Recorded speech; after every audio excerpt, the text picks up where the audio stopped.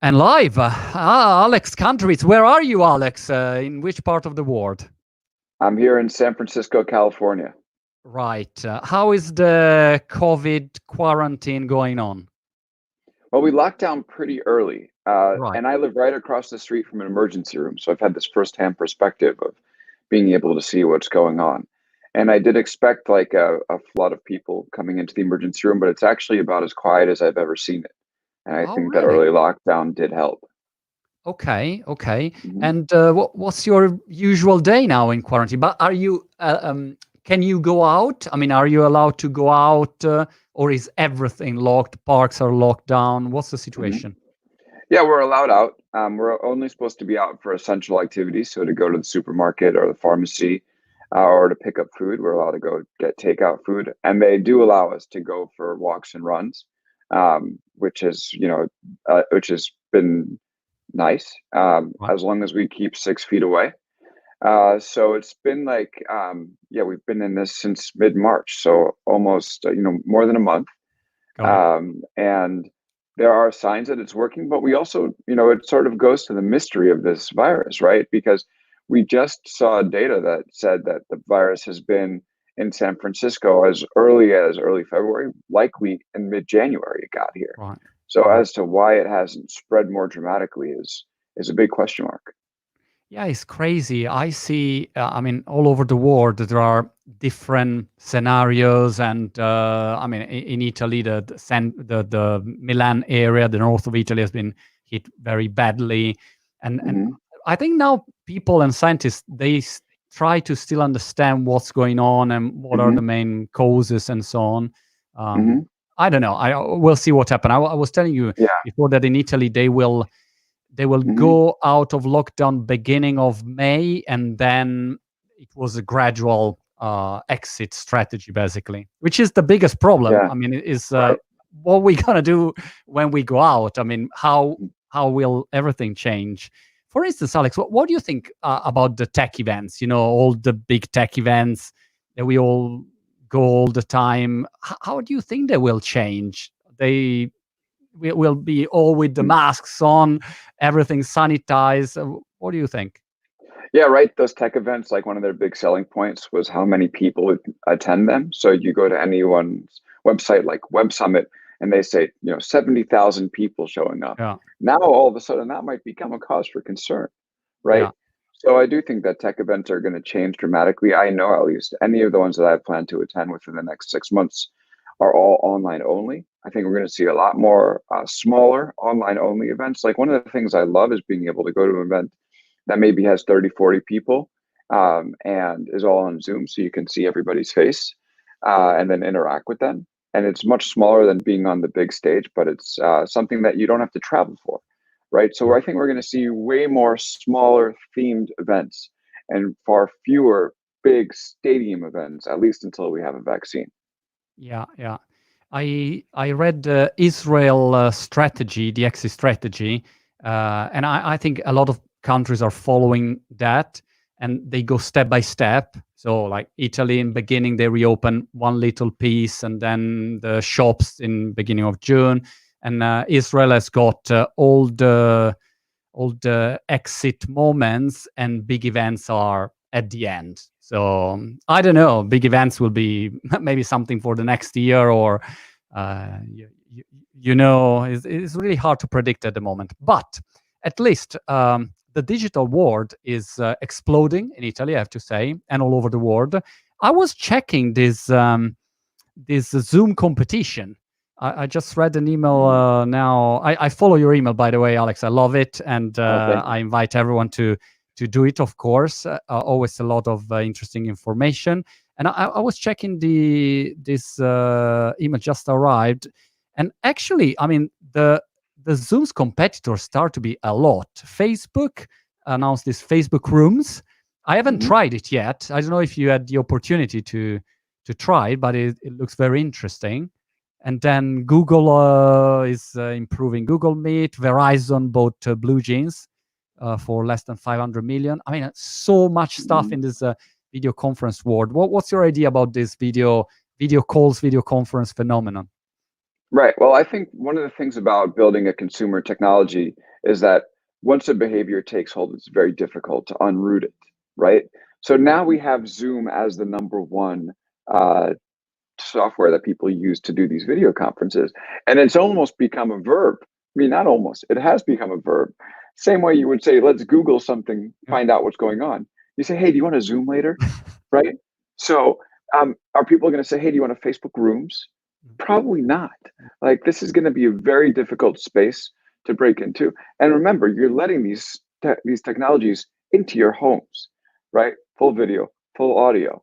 And Zoom has this benefit of being this company that doesn't have the baggage that some of the others do.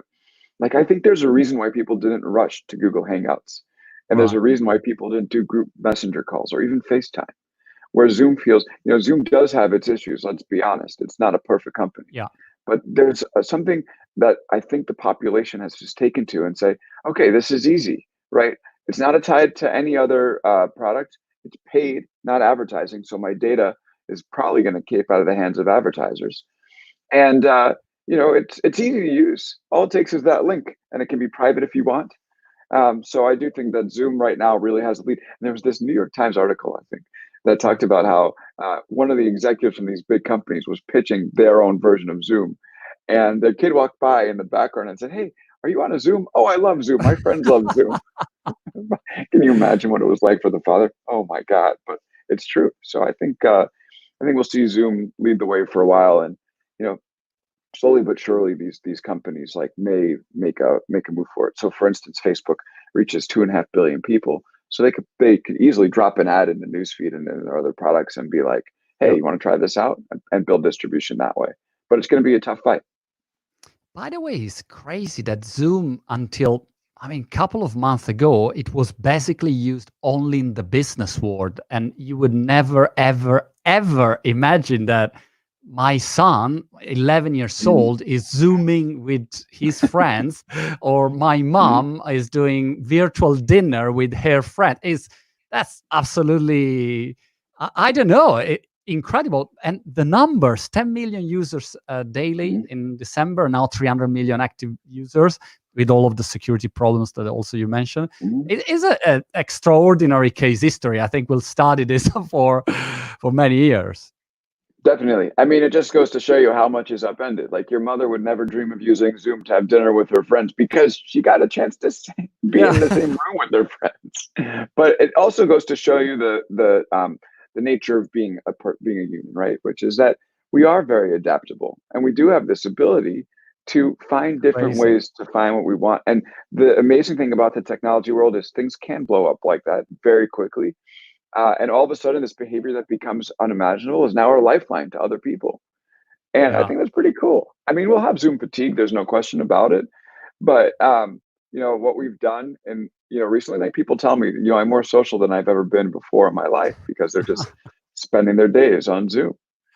I remember the first time I heard about Zoom was Bill Tai. You know Bill Tai, the angel investor, Mm, kite surfing all over the world. And I remember he told me what he was investing in this company, Zoom. And I said, "Man, are you sure?" I mean, it's like, there is WebEx, there are Google Hangout. I mean, are you sure? I said, "No, they good." Now it's exploded. But do you mm. think? Well, wait, let me go straight into the questions from the chat. Sylvester asked you, do you think Facebook will buy Zoom to prevent the threat? That's an interesting point. Yeah, they could. I mean, I wouldn't put it past them, but I also know that Facebook is a lot more cautious now when it comes to acquisitions. It's worried because it's under the microscope of the antitrust regulators here in the US.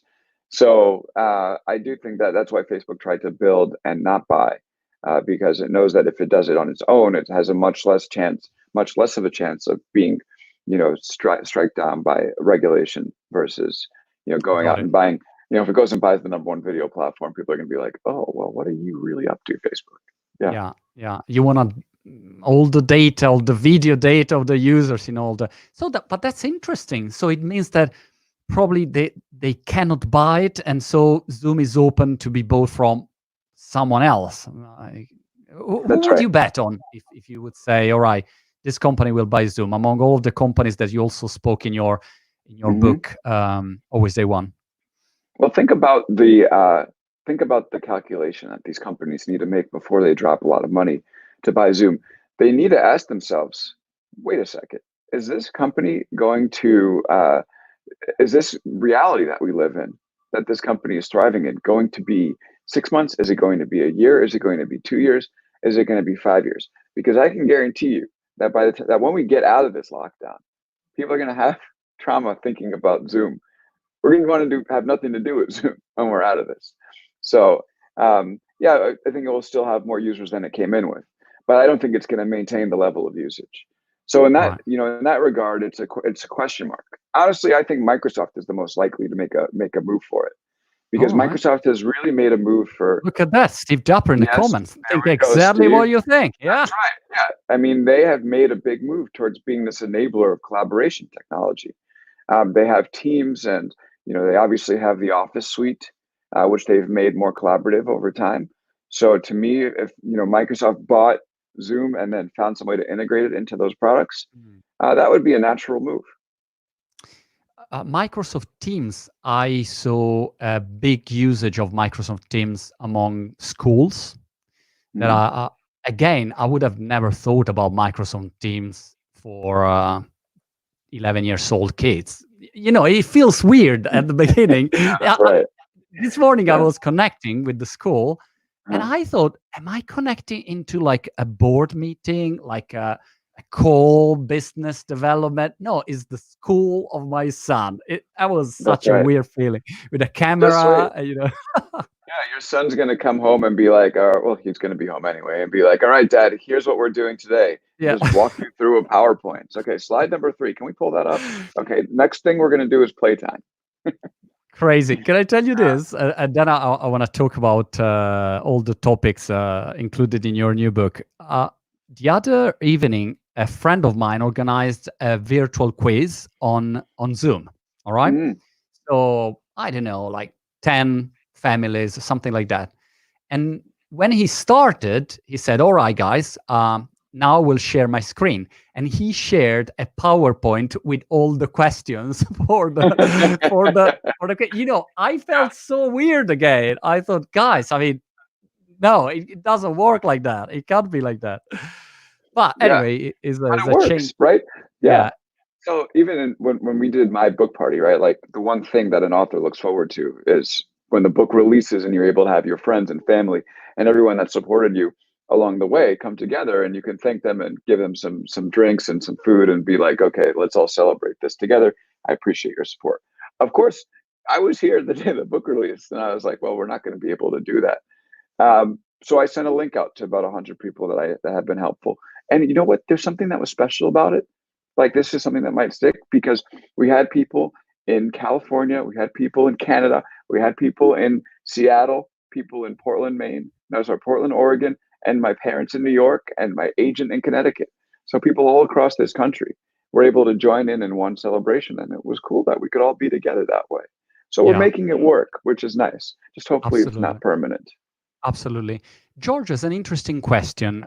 Number one, if Zoom is making profit at the moment, I don't know if you have some Mhm, better information than I have. I don't know if it's making profit at the moment. Also, I don't know the split between the mhm, free usage and the mhm, pay Zoom users. So mhm. I don't know. And then, yeah, of course, Microsoft Teams is basically Zoom, but it's not really Zoom. So they could Yeah, integrate together. that's right. Yeah, I don't know whether Zoom is profitable or not, but I do know that many people are using that paid product, including me, because having a limited number of people being able to join for only 40 minutes is pretty nice on a consumer use case. But if you've been on a call where you're in the middle of something important and then it cuts off because of that 40-minute time frame, you become pretty quickly interested in upgrading. So I'm sure they're making some money right now. Yeah, definitely. I would be curious to see the costs to manage, the scale up from 10 million active users to 300 million. I would be really curious to understand better how they did it. Obviously, they had a lot of problems, but it's not easy, to scale from 10 million to 300 million. Question from Twitch. Are you active on Twitch, by the way, I Alex, or not? I'm not active on Twitch, Right. but it's on my to-do list here for this quarantine, and I think I'll get a chance to get around to it. Got it. Got it. So Chunky Mhm. 1515 is the Yeah. his nickname. What do you think about Hmm. WeChat as a platform? I was interested about this question because Hmm. the Chinese competition is interesting to Hmm. me. I saw, Hmm. for instance, Lark is the new product coming on the market, coming from China, and is a Hmm. sort of Zoom meets Slack meets calendar and Google Docs, everything together, and it's free Hmm. Hmm. in the launch phase. So definitely the Chinese are moving fast. What's your idea and what's the perception there in San Francisco? Well, thank you for the question, Chunky. I would say that it's not really very useful here in San Francisco. Like I've downloaded it and tried to use it. It's part of my job as a reporter on the tech stuff, and it's been fairly useless here. I mean, it's a good messaging app, but when you get to China, you start to get into all these other interesting things you can do. You can pay for dinner at a restaurant with WeChat. You can hail a cab with WeChat. You can invest with WeChat. You can play the lottery with WeChat. And to me, the most interesting thing about WeChat is what is it going to do to Apple devices, right? Because if you have the same WeChat app on a you know 2,000 on $1,000 iPhone or a $200 competitor, and you're living in WeChat, not an operating system, do you really need that expensive iPhone? Right, So for me, the most interesting thing about it is that it is a threat to Apple, and how is Apple going to respond to that? right, right. That's interesting. It's interesting to me also to see that it's the first time that there is a real competition to the Silicon Valley ecosystem. I'm thinking about TikTok, for instance. Before it Hmm. was impossible to even imagine that a company could create a social network platform to have a gazillion of users. It was only Hmm. Silicon Valley able to do that, or the Hmm. Alibabas, but in the Chinese market. And TikTok and these kind of things. Do you think we'll see more and more from China? Definitely. I mean, yeah, China is they and I'd actually talk about this in the book a little bit, but one of the things they do well is copy and iterate, right? Right. And it's not like TikTok is like such an original idea. I mean, we had Vine before that, and Twitter ended up shutting Vine down. And there are a Yeah. lot of elements from Vine that are embedded inside TikTok.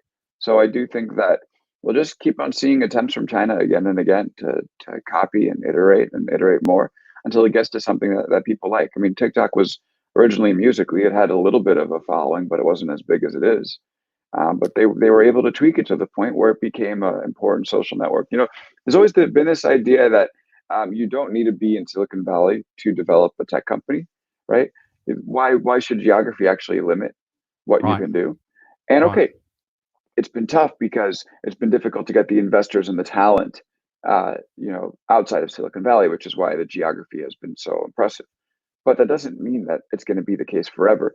And I think that what you're talking about with TikTok is really the beginning of something that we could see, start to spread across the globe, where people in China, people in Korea, people in Italy, people in other places in the United States can end up developing uh, social apps that end up being used pretty widely. Got it. Got it. So I would like to have a chat about the big tech players out there. Hmm. And by the way, you interviewed many incredible people. I think you interviewed Zuckerberg, Hmm. um, little Mark, I call him here. But I mean, you interview Mark Cuban, Hmm. a lot of very interesting people. So you had direct access to a lot of information from them. Let's start with Google, also because there was a question here about Google saying if Google is out of the battle, even if it has Hangout and Meet. By the way, I want to remember that Google Hangout Hmm. was a fantastic product in the Hmm. beginning, and they were early on the market. And it's weird to me that they were not the kind of product used in this kind of Hmm. quarantine. But what's the situation with Google in this moment? I also saw Google reduced marketing budget of 50%, something like that. Hmm. And Sundar Pichai declared that it will slow down the employment, the recruiting, Hmm. because they are working remotely. So that would impact their culture. So can you give us a bit of photography of Google in your point of view in this Mhm. moment? Yeah, I mean, Google is a search company at the end of the day, right? And they're supported by advertising, and advertising is drying up. I mean, search is expected to contract by 25% in the second quarter, no, I think March to June, so Right. around the second quarter. That's a pretty big hit to Google's business. Um, so that's why you'll see slowing of hiring for sure. It's because they're going to take a pretty big hit in terms of revenue. Facebook will too. Digital publishers will also. This is going to be really ugly for a lot of us coming, over the next few months. Right. Now, in terms of Google Hangouts, yeah, it's sort of been the story of Google. They do search very well. They really don't do social well at all. So, people used to use Hangouts, which of course was part of the failed Google Plus experiment. Yeah. Then it got put on the back burner. Now Google's trying to revive it in some ways by putting it, more prominently inside Gmail. But you haven't seen like them totally rebuild their product the way that Facebook did, and with releasing Rooms. So personally, I don't really think Google is going to be a big factor in the video conference revolution we're experiencing right now. Got it. Got it. And how do you think they are reacting at the moment with all this COVID coronavirus situation? All the big tech players, obviously, they do a lot of things. Hmm. Sometimes they do things because they probably believe in it. Sometimes they do it because it looks good to do several Hmm. activities. I mean, if you have to give your personal um, rating to Google in Hmm. this moment, what would you say? I would say that Google's doing an okay job. I Right? mean, if you go on, so what's the biggest challenge for Google? Finding a way to make sure they get the accurate information about this virus to people. Yeah. And how can they do that? Well, they can find a way to insert that information into search. And they've done that by putting some, approved official sources more prominently into search than I've seen them ever, take a heavy-handed approach in any other search results. That's good. The other thing is on YouTube, right? YouTube has been a vector for misinformation, where sensationalism and questioning the official narrative thrives. And they've put the CDC and COVID related, like authoritative COVID related videos pretty prominently in the platform. So I think what Google is doing is taking their channels of information, which is trusted, among people, and using them to get authoritative, accurate information to people, so they don't end up doing, things that end up setting us back. Got it. Among all the companies that you interviewed for the book and in general that you meet every day, all the companies that Hmm. pitch you every day, also want to talk a bit later about every startup that pitch you daily Hmm. and has to be very Yeah. stressful after a while. But is there a company that you say, gosh, they are the number one company, if I think about culture and Hmm. ethic and Hmm. the place to be, they really doing it right, and you can't say WeWork or Uber. Yeah. I believe, yeah, no, so WeWork is out. Look, I think that I wouldn't give any of these companies the gold badge in terms of ethics. I think they all have their Right. problems. I think that if you look at a company who has process that have really helped it and are out ahead of the game, I'm going to be careful when I say this, but I think Amazon is the Right. company with the most impressive process. I think that doesn't really account for ethics and culture. And obviously, like that company really needs to learn how to be empathetic in a way that it hasn't yet. It has an amazing lack of empathy that's really showing right now.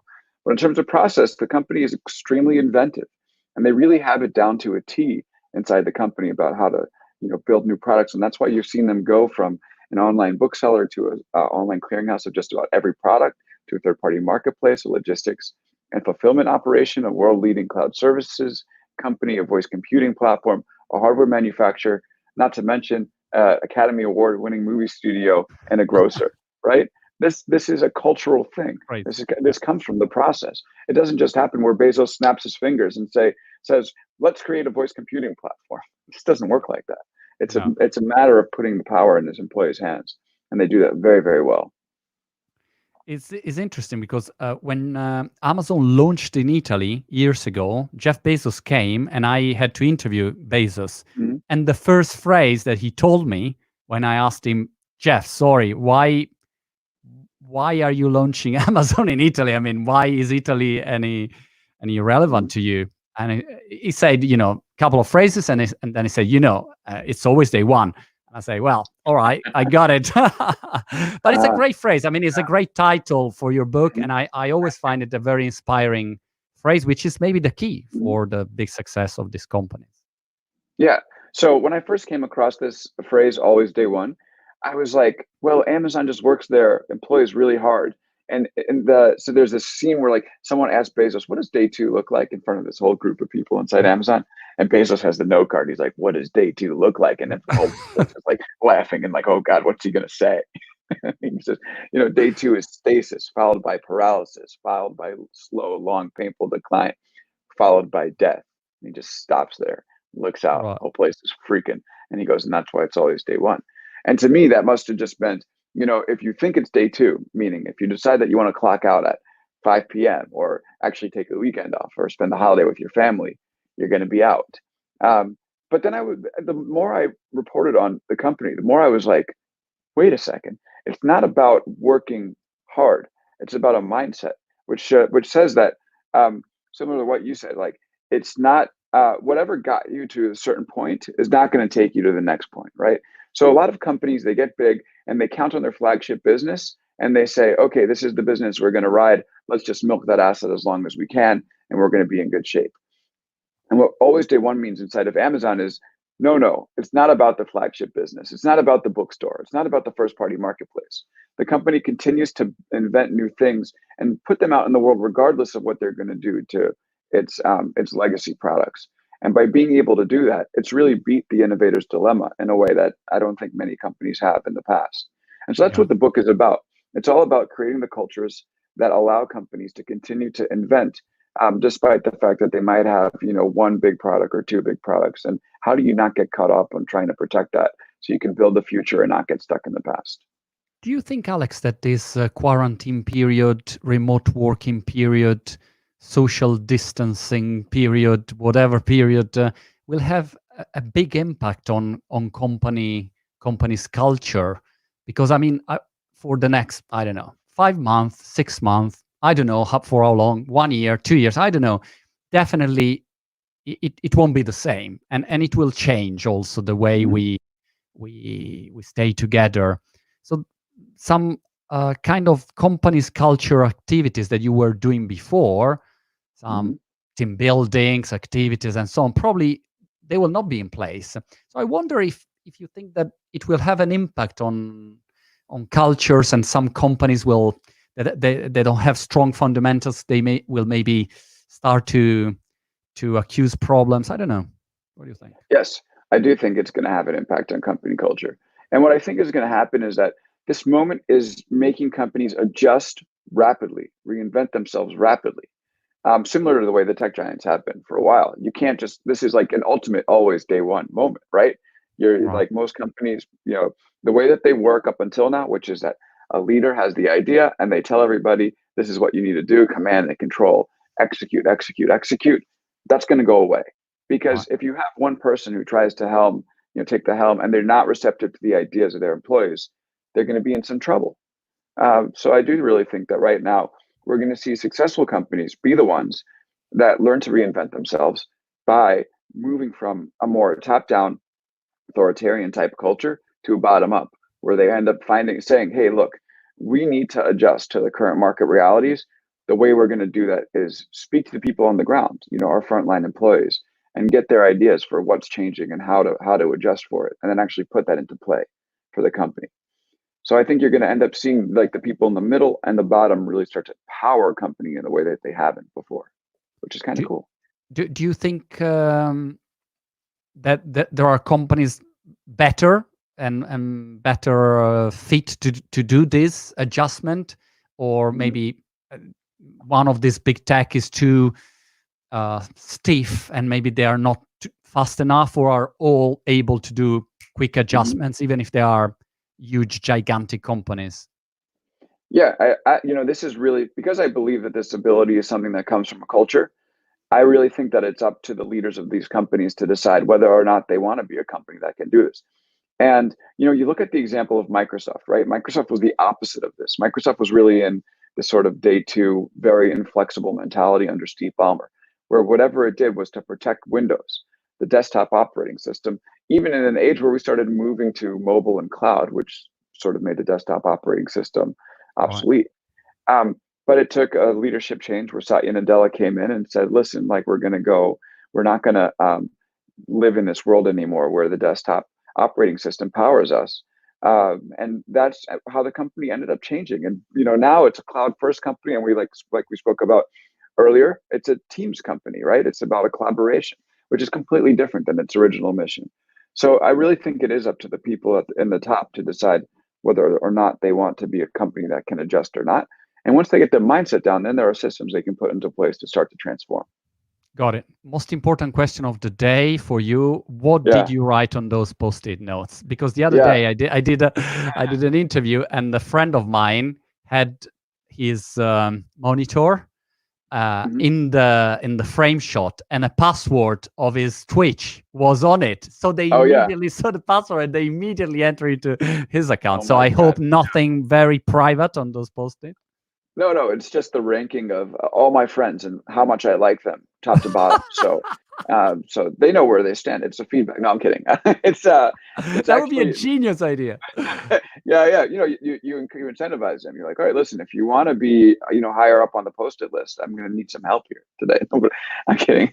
It's actually the outline of Always Day One is the outline of the book that I've All kept right. up there just to remind myself of the work. And, it's kind of inspiring to look over and be like, okay, now we can do this smaller size project, no problem.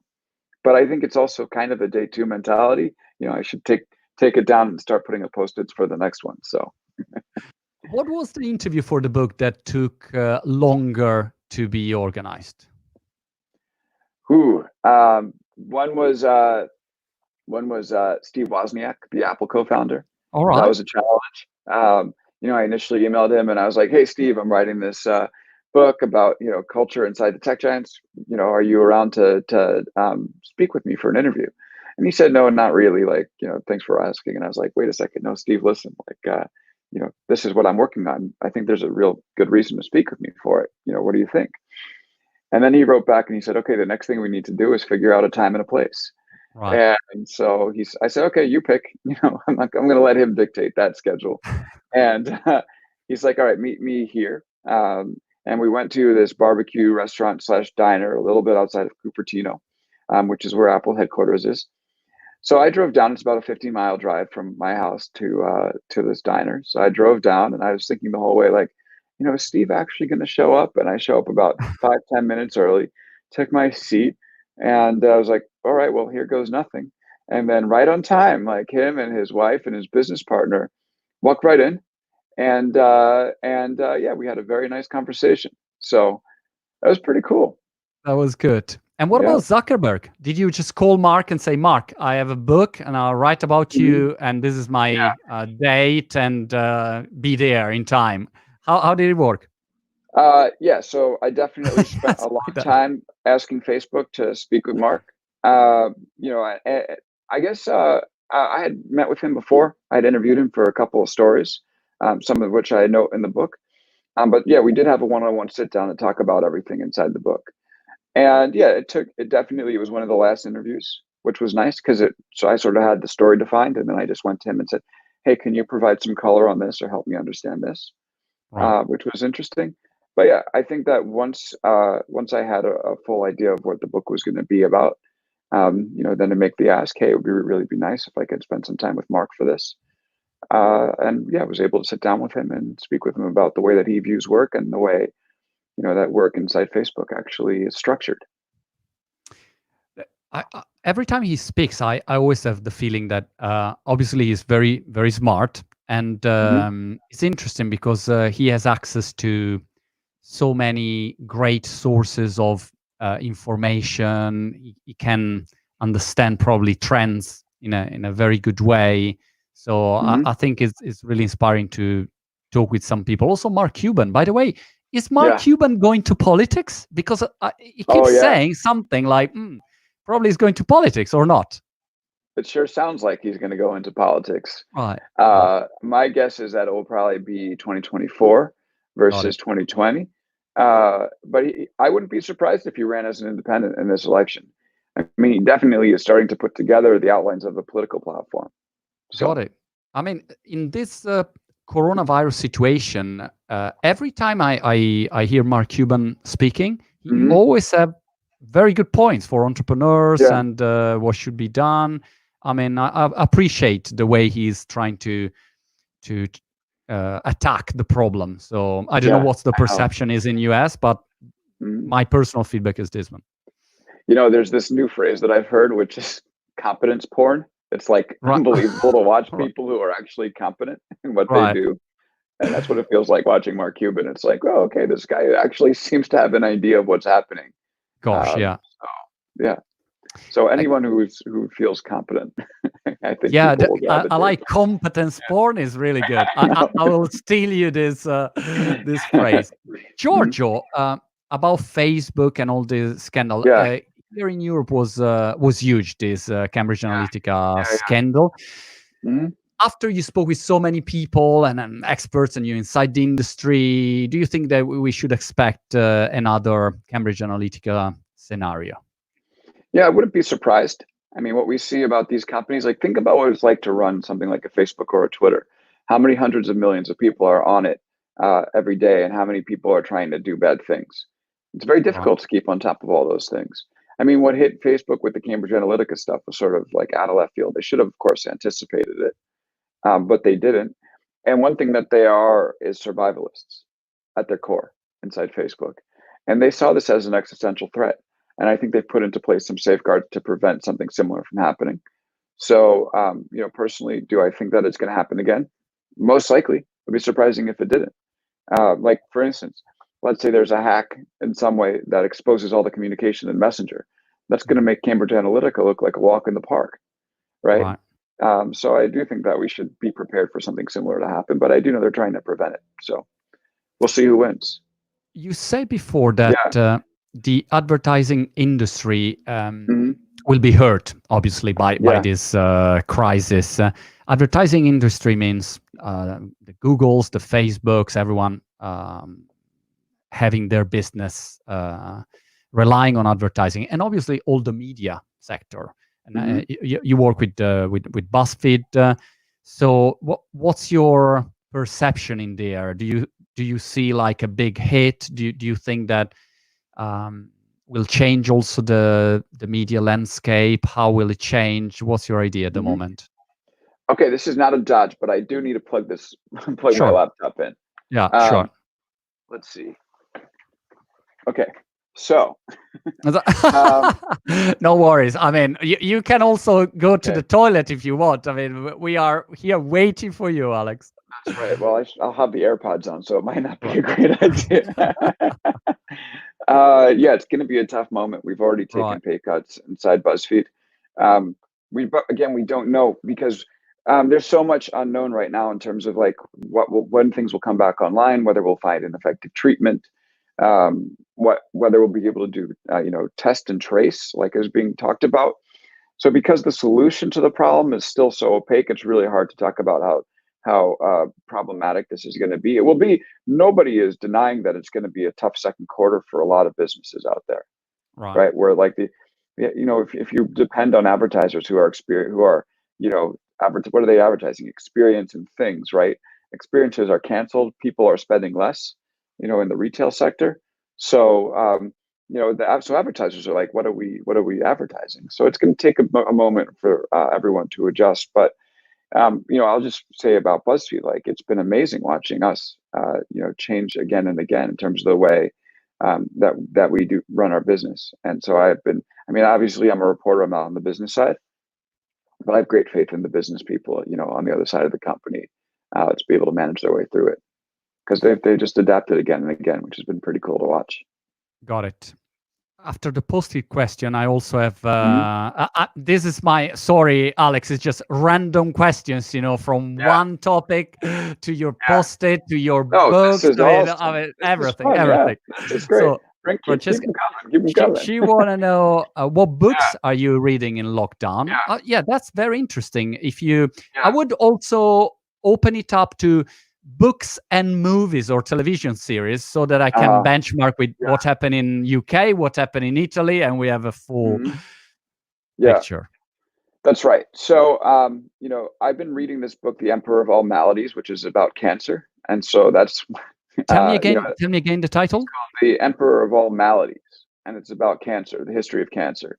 And Right. actually, it's kind of inspiring because it did go from, sorry, it did go from a point where they couldn't, do anything against cancer to a point where they actually found a good cocktail of drugs to be, to actually make it manageable. I mean, obviously, it's still a very devastating disease, but it does. This book does show the advances of the medical community in their fight against cancer.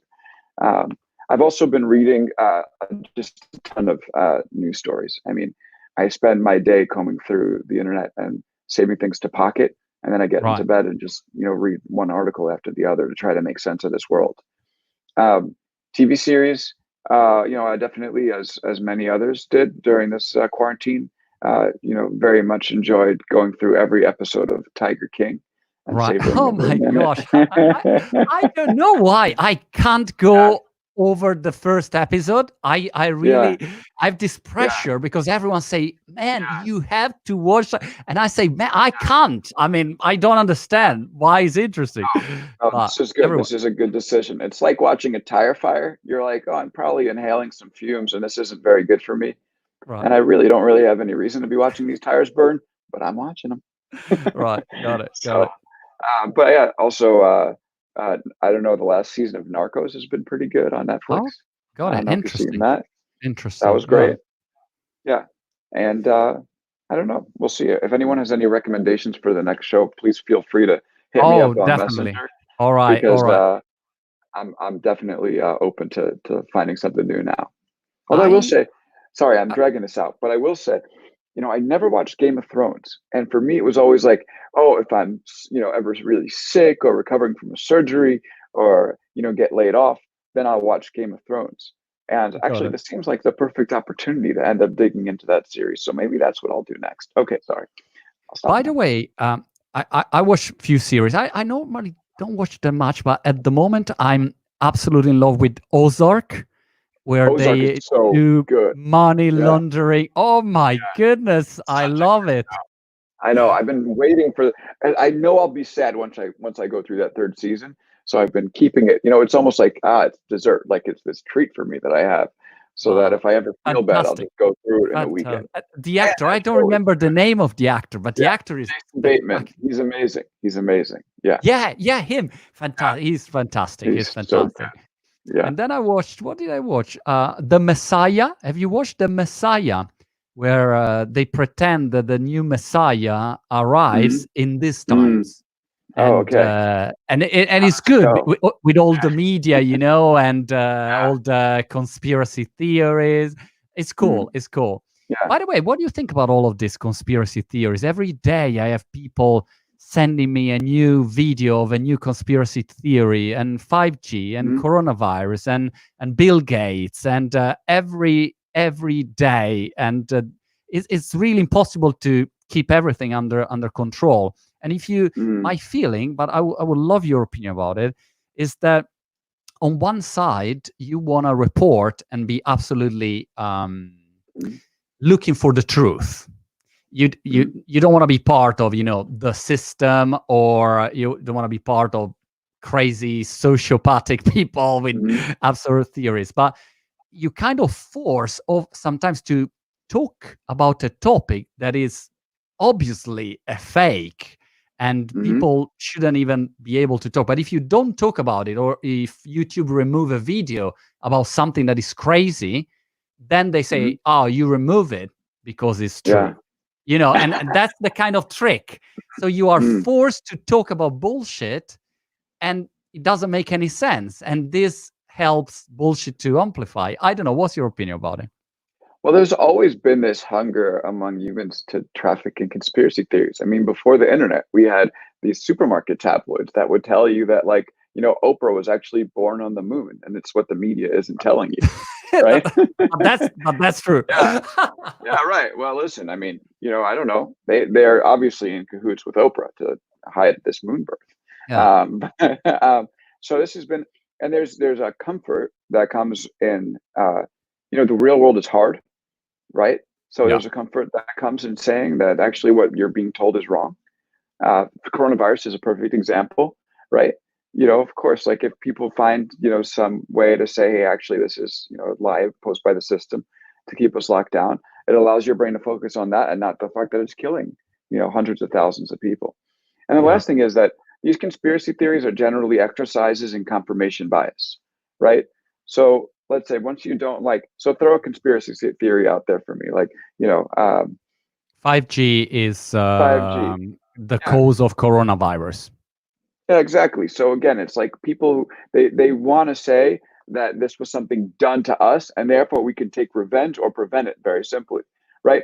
So then, okay, how does that manifest itself? So 5G, this 5G conspiracy theory, is just a way for them to sit, to confirm their biases. It doesn't matter how outlandish the theory is. In the 2016 election, there was rumors about how Hillary Clinton was running pedophile rings outside of Yeah, pizza stores yeah, in Maryland.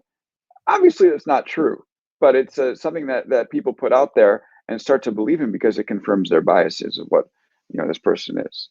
So it's a normal.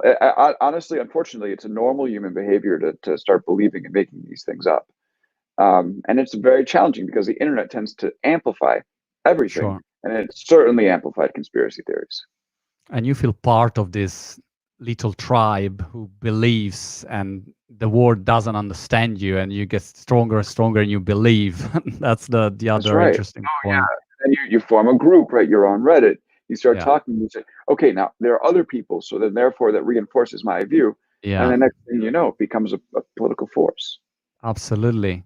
But Hmm. most of all, you have to watch Peaky Blinders, say I've been Francesco. hearing about that show. Yeah, I've been hearing about that show. People say good I things about I don't know, Alex. Honestly, on this, I do not it. guarantee. I tried to Yeah. Hmm. watch. I started watching the first episode. The Yeah. guy is doing, this gambling things, and no Hmm. chance. And I love the actor. Yeah. Again, I don't remember the name, but I don't know. Yeah. I can't go with Peaky Blinders. I got another question from Twitch. Again, what do you think about the Twitch Hmm. platform if it can compete with Hmm. YouTube? I still remember when Justin Khan, I Hmm. invited Justin to Italy Hmm. once for an event, and I remember he came. He was still doing Justin TV, and I asked him, Hmm. Justin, what is an interesting trend that you see now? And he said, Hmm. wow, look, I mean, people watching people playing video games, and we are launching something called Twitch TV. What do you think? And I say, Justin, that's a stupid idea. Don't do Hmm. it. I mean, this is really stupid. And then he Hmm. sold it to Amazon. So Yeah. I understood that was a genius idea, but in that moment seemed Hmm. impossible. I mean, how could That's you right. spend time watching people playing video games? So Yeah. what do you think? Well, first of all, I think I got to start betting on the companies that you think are ridiculous. Zoom Yeah, and Twitch. absolutely. I like What? Zoom. Like, So what else? yeah, Yeah, I think Twitch will definitely have a carve out an important lane. It'll be more difficult for YouTube to take on Twitch than it will be for Twitch to take on YouTube, right? Because Twitch is building this feature set that's geared towards streaming esports and video games. So whether it's going to take on YouTube, I just think they exist in sort of different realities right now. But the one thing that I sort of like describe in the book is that no company should rest on their laurels or think they're entitled to their lead for too long. And without the ability to evolve, they're going to be in some trouble. So I do think that could be the case with YouTube as well. got it, got it. I wouldn't be too comfortable if I were them. Yeah. Obviously, we cannot not go into politics with questions. So I saw several political questions. I'm not honestly Great. interested in politics, but Okay. there is a question. If you think that Michael Bloomberg, who spent, I don't Mhm. know how much money for his campaign, Funny. a Yeah. lot, Mhm. and he retired from the campaign, will Mm, he support Biden with his multi-million-dollar ad campaign? I don't know if he's talking in US about mm, that or not, but in general, I would mm. be interested to know what you think in this coronavirus time. Will Trump be even stronger, or the way he Mm. managed the coronavirus will damage his campaign? What do you think? Yeah. So, in terms of Michael Bloomberg, I do think that he promised that he would support the Democratic nominee. So I wouldn't see any reason why he wouldn't do that. I think it'll probably happen. Right, Will coronavirus make Trump stronger or weaker? It's still an open question. It's got it. funny. The media like to make these decisions like on a day-by-day basis, but actually, when you look in the longer-term horizon, is when you're really able to make the decisions. So if we find an effective treatment and roll back coronavirus, um, it's possible Trump becomes stronger because of this. If it becomes a totally uncontrollable outbreak in the United States, which it seems to be trending toward, then it might indeed be very bad for him. I mean, that's what, yeah, when you're a leader, you're judged by the crises that you handle. If you do a good Definitely. job, you tend to be given a second chance. If you do a bad job, you tend to not be. So it's a pivotal moment for him. I sometimes watch this Donald Trump press conference, the COVID press conferences, and I don't know. I find it always very, very interesting. He always has some kind of Hmm. new, newsworthy Yeah. slogan or claim that he launched. So he obviously play with the media in a very, let's say, interesting way. I Hmm. don't know in English how could you say, but I mean he play Yeah. with the media. And also, if you're a journalist there and you ask him something, and it's not Hmm. the thing that you want to know, immediately he say, "All right, then you're not a journalist. That is, Yeah. don't you? Aren't you embarrassed of asking that?" Hmm. Is something that you're not really used to see in a democracy. Hmm. With the leader. I mean, in Hmm. UK, I've never seen Boris Johnson doing that. Maybe in a Hmm. elegant way, but not so. I don't know how you see this Yeah. media relationship with Donald. Yeah. I mean, I obviously would rather have the media relationship with the president be better. Right. So, I mean, there should be a relationship based off of, you know, I kind of think that they should both challenge each other, but there should be mutual respect and actual cordiality, right?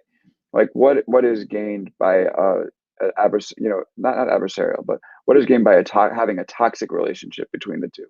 I don't think any, right? Like the press are No. supposed to be the voice of the people, in a certain way, right? The check on power, um, and and I think that politicians that are good welcome the um, welcome the scrutiny, right? Because that scrutiny makes us all better and make sure that we don't, get away with things that are detrimental to the country, right? Yeah.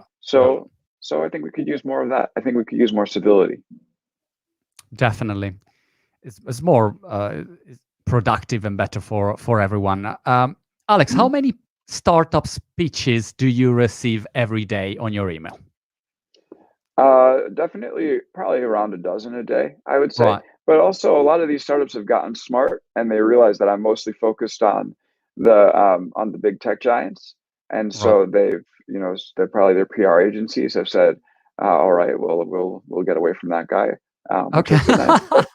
Um, but yeah, many pitches from startups for sure. And do you see any interesting trends in this moment, in this Mhm. COVID moment? Do you see any interesting startup or any interesting new sector that is coming out Mhm. or is buzzing up? Yeah, well, I do think that there's been this amazing group of people, a group of businesses that have said, like smaller businesses, I don't even think necessarily startups, that have said, yes, this COVID situation has upended everything we do. We're going to reinvent ourselves and we're going to find a way out of this, find a way through this. One of my favorite examples is a framing company here in the US that, Right. wasn't going to have anybody visiting its retail shops anytime soon. And so what they did was they started building face shields with, because the frame material, there was like this Right. plastic that goes over the frame. So instead of having it flat, they ended up building a frame that is circular, so you can put it on the head, and then the face shield will protect medical equipment. And I think they just had 20,000 orders from the state of Kentucky. So that's the things that start to inspire me today. Interesting. I saw the other day another interesting startup, I think called Peerly, Peerli, something like that. And they tried to solve the problem that you can't go to the dentist in this moment. So they say, look, you take a picture of your teeth, and with AI, we tell you within our app if it's a good situation or you have to worry about. But it's interesting. Yeah. I mean, how to solve a problem in this moment, you have to become more creative. Yeah. Well, the old saying is constraint breeds creativity, right? Right. And I think we're definitely seeing that in very inspiring ways, all across the world. There are many more stories. In fact, if people check in on BuzzFeed, I'm going to write a whole article about all these different small businesses that have reinvented themselves. And I also think that, you're going to see startups that are going to, help us figure this moment out as well. The AI example is perfect. Alex, last question, then I'll let you go. Well, we've been chatting almost an hour. Gosh, it went really fast. And and we also got the name of the Peaky Blinder actor, Cillian Murphy is the actor. Okay. Great. It was also, I think, a buddy in a Batman movie, probably. I don't know. I'll take your word for it. Yeah. Yes. After this book, now the book is done. That's right. Do you have plans for translations, other countries? Where will it come to Italy? What's your plan with the book? Because the moment is really peculiar because the bookstores are closed. So that's right. It was not easy, I don't recommend releasing a book in this type of time period. Yeah. I mean, that's tough. And so what's your plan for this book? And after this book, do you already have a plan for a topic that you want to cover or plan for the future? Yeah, so the book is already available in English. Should be available on any bookstore that you go to, but Kindle probably is the best for people right now if they have an e-reader. But there's also available on Barnes & Noble, Apple Books, and there's an audiobook that I read. So if you're into that, you can go download that. We are going to translate it in all different languages. I forget the number already, but I know it's going to be in Chinese and Korean and German and Arabic. I don't know about Italian. All right. But if there's an Italian publisher out there that's interested, I'm sure there's a way to make it happen. And so I think that the book really talks about the way that work is changing and how people working inside companies can view work differently, can think about reinventing, which is sort of applicable to the moment. So even though bookstores are closed, I think it's a time where it can really be useful to a lot of people. And then in terms of what I'm interested in covering next, like I'll be focusing a lot on the tech giants and how they handle this crisis. I'll be focusing a lot on creative reinventions for sure. And I think that I do have an idea for a second book, which will be about how I hope it could be about how people can take their destiny in their own hands and use the tools out there to start to figure out a way to make lives for themselves without being dependent on bigger companies. So to me, that's what I want to go after. But yeah, I hope people pick up the first book and hopefully that gives me a chance to write the second. Yeah. Fantastic. Alex Kantoris. Alex, thank you so much. Always day one. And good luck for everything. Thank you, Monty. This was a real blast. I really appreciate you having me on. I'll see you soon. Bye. Okay. Take care. And